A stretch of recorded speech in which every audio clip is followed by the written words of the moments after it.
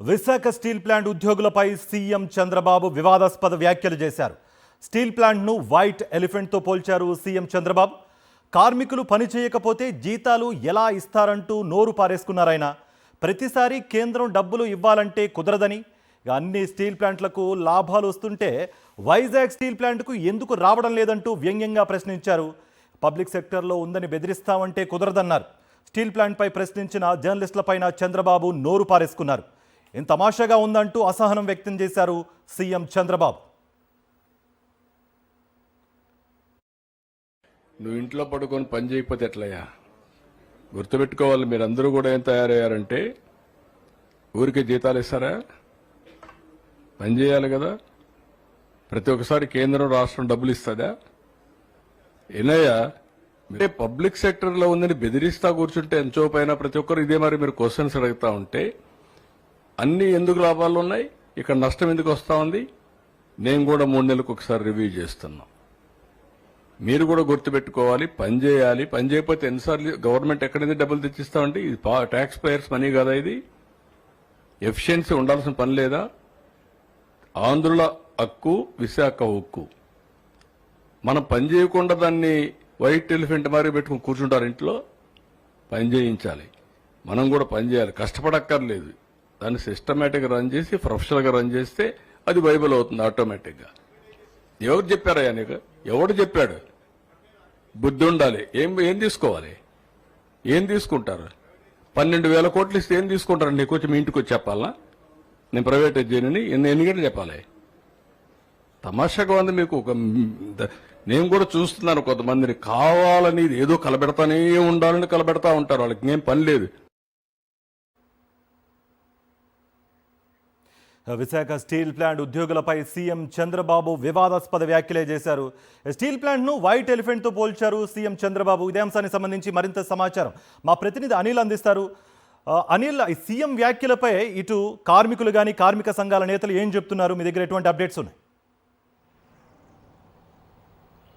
Karthik, Vizag steel plant పరిరక్షణ కోసం కార్మికులు నేటికి పోరాటం కొనసాగిస్తున్నటువంటి తరుణంలోనే పూర్తిగా సీఎం చంద్రబాబు వివాదాస్పద వ్యాఖ్యలు చేశారు. స్టీల్ ప్లాంట్ కార్మికులు ఇంట్లో పడుకుంటే జీతాలు ఎవరిస్తారని ప్రశ్నించారు. పూర్తిగా స్టీల్ ప్లాంట్ను ప్రైవేటీకరణ చేయమని ఏ విధంగా ప్రకటన చేయమంటారని కూడా ఆయన తిరిగి ప్రశ్నించినటువంటి సందర్భం నెలకొంది. మొత్తంగా చూస్తే స్టీల్ ప్లాంట్ను కాపాడుతామని, ప్రభుత్వ రంగంలోనే కొనసాగిస్తామని అధికారంలోకి వచ్చినటువంటి కూటమి పాలకులు, ముఖ్యమంత్రి చంద్రబాబు ఈ విధంగా మాట్లాడడం పట్ల కార్మిక సంఘాలు తీవ్ర ఆగ్రహాన్ని వ్యక్తం చేస్తున్నాయి. పూర్తిగా కార్మికులను తప్పుపట్టే విధంగా, కార్మికుల పోరాటాన్ని, కార్మికుల కష్టాన్ని శంకించే విధంగా చంద్రబాబు మాట్లాడడం తీవ్ర దుమారానికి దారితీస్తుందనే చెప్పాలి. ఎందుకంటే పూర్తిగా స్టీల్ ప్లాంట్ పరిరక్షణ కోసం కార్మికులంతా కూడా పోరాటం చేస్తున్నారు. అలాగే ఉత్పత్తిని కూడా పూర్తి స్థాయిలో, అంటే ఆశించిన స్థాయి కంటే ఎక్కువ ఉత్పత్తిని తీస్తున్నటువంటి పరిస్థితి కనిపిస్తుంది. ఎందుకంటే ఇప్పటికే స్టీల్ ప్లాంట్లో నానాటికి కార్మిక శక్తి తగ్గిపోతూ వస్తుంది. అయినప్పటికీ కూడా ఉత్పత్తి సామర్థ్యం ఎక్కడ తగ్గకుండా కూడా కార్మికులు పనిచేస్తున్నటువంటి తరుణంలోనే స్టీల్ ప్లాంట్ను వైట్ ఎలిఫెంట్తో పోల్చడం, స్టీల్ ప్లాంట్ కార్మికులు ఇంట్లో పడుకుంటే జీతాలు ఏ విధంగా వస్తాయని ప్రశ్నించడం తీవ్ర దుమారాన్ని రేపుతుందని చెప్పాలి. ఎందుకంటే స్టీల్ ప్లాంట్కు 12,000 కోట్ల రూపాయలు ప్యాకేజీ ఇచ్చాం, ఇంకేం కావాలి, ప్రైవేటీకరణ చేయమని మీ ఇంటికి వచ్చి చెప్పాలని చెప్పి ప్రశ్న అడిగినటువంటి జర్నలిస్ట్పై కూడా చిరుబుర్లాడినటువంటి పరిస్థితి కనిపిస్తోంది. మొత్తంగా చూస్తే కనుక స్టీల్ ప్లాంట్పై ఏ మేరకు చిత్తశుద్ధి ఉందనేది చంద్రబాబు మాటల్లో మరోసారి బట్టబయలైనటువంటి సందర్భం కనిపిస్తోంది. విశాఖ ఉక్కు పరిశ్రమ పరిరక్షణ కోసం ప్రజా సంఘాలతో పాటు కార్మిక సంఘాలు పెద్ద ఎత్తున పోరాటం చేస్తున్నటువంటి తరుణంలో పూర్తిగా వారి పోరాటానికి శంకించేటువంటి విధంగా చంద్రబాబు మాట్లాడారు. ఇంకో దగ్గర కెమికల్ ఫ్యాక్టరీ వచ్చేటువంటి సందర్భంలో కూడా అక్కడ కూడా ఇలాగే వ్యాఖ్యలు చేస్తే వారిపై కేసులు పెట్టి లోపలేసాం, పూర్తిగా అంతా సద్దుమణిగిందని ఒక రకంగా వార్న్ చేసే విధంగా పరోక్షంగా మాట్లాడినటువంటి సందర్భం కూడా కనిపించింది. మొత్తంగా చూస్తే కనుక స్టీల్ ప్లాంట్ను కాపాడుతామని అధికారంలోకి వచ్చినటువంటి చంద్రబాబు పూర్తిగా స్టీల్ ప్లాంట్ పరిరక్షణను గాలికి వదిలేశారు. ఎందుకంటే ఇదే తరుణంలో ఎందుకు నష్టాలు వస్తున్నాయి, అన్ని స్టీల్ ప్లాంట్స్కు లాభాలు వస్తున్నప్పటికీ కూడా వైజాగ్ స్టీల్ ప్లాంట్ ఎందుకు నష్టాల బాటలో వెళ్తుందని చంద్రబాబు తిరిగి ప్రశ్నించారు. ఇప్పటి వరకు కూడా స్టీల్ ప్లాంట్కు సొంత గనులు లేవు, గనులు లేని కారణంగానే స్టీల్ ప్లాంట్ దశల వారీగా నష్టాల బాట పట్టిందనేది స్పష్టంగా అర్థమవుతోంది. గనులు కేటాయించాలని కార్మికులు మొదటి నుంచి డిమాండ్ చేస్తున్నారు. గనులు లేని కారణంగానే స్టీల్ ప్లాంట్ పూర్తిగా నష్టాల బాట పట్టిందనేది జగమెరిగిన సత్యం. కానీ ఆ విషయం తెలిసి కూడా ఎందుకు నష్టాలు వస్తున్నాయని చెప్పి చంద్రబాబు ఏ విధంగా ప్రశ్నిస్తారని చెప్పి ఇటు కార్మిక సంఘాలు కూడా మండిపడుతున్నటువంటి సందర్భం కనిపిస్తుంది. ఆర్సిలార్ మిట్టల్ స్టీల్ ప్లాంట్కు స్లర్రీ పైప్ లైన్ ద్వారా పూర్తిగా రా మెటీరియల్ తెప్పించుకోవడానికి అవకాశం ఇవ్వాలని కేంద్రంతో పదే పదే మాట్లాడి ఒప్పించామని చెప్పి అదే వేదిక నుంచి ఇటు సీఎం చంద్రబాబుతో పాటు నారా లోకేష్ కూడా చెప్పుకొచ్చారు. అలాంటప్పుడు వైజాగ్ స్టీల్ ప్లాంట్ కోసం ప్రధానమంత్రితో ఎందుకు మాట్లాడలేదనే ప్రశ్న కూడా ఉత్పన్నమవుతుంది. వైజాగ్ స్టీల్ ప్లాంట్ను పెట్టుబడుల ఉపసంహరణ నుంచి ఆ జాబితా నుంచి తొలగించాలని కేంద్రాన్ని ఎందుకు డిమాండ్ చేయలేకపోతున్నారు?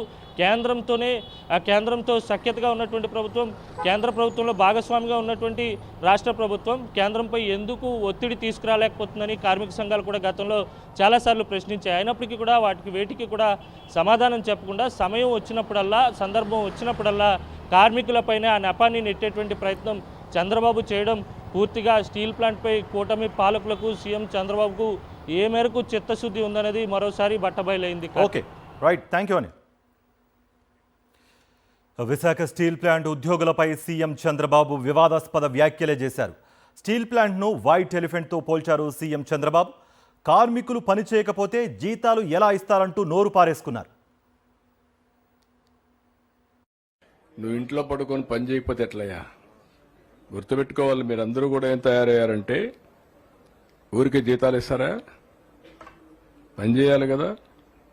ప్రతి ఒక్కసారి కేంద్రం రాష్ట్రం డబ్బులు ఇస్తుందా? ఏనయ్యా, అంటే పబ్లిక్ సెక్టర్లో ఉందని బెదిరిస్తా కూర్చుంటే ఎంతో పైన ప్రతి ఒక్కరు ఇదే మరి మీరు క్వశ్చన్స్ అడుగుతా ఉంటే అన్ని ఎందుకు లాభాలు ఉన్నాయి, ఇక్కడ నష్టం ఎందుకు వస్తూ ఉంది? నేను కూడా 3 నెలలకు ఒకసారి రివ్యూ చేస్తున్నా. మీరు కూడా గుర్తుపెట్టుకోవాలి, పని చేయాలి. పని చేయకపోతే ఎన్నిసార్లు గవర్నమెంట్ ఎక్కడైనా డబ్బులు తెచ్చిస్తామంటే ఇది ట్యాక్స్ పేయర్స్ మనీ కదా. ఇది ఎఫిషియన్సీ ఉండాల్సిన పని లేదా? ఆంధ్రుల హక్కు, విశాఖ ఉక్కు. మనం పని చేయకుండా దాన్ని వైట్ ఎలిఫెంట్ మారి పెట్టుకుని కూర్చుంటారు ఇంట్లో. పని చేయించాలి, మనం కూడా పని చేయాలి, కష్టపడక్కర్లేదు. దాన్ని సిస్టమేటిక్గా రన్ చేసి ప్రొఫెషనల్గా రన్ చేస్తే అది వైబుల్ అవుతుంది ఆటోమేటిక్గా.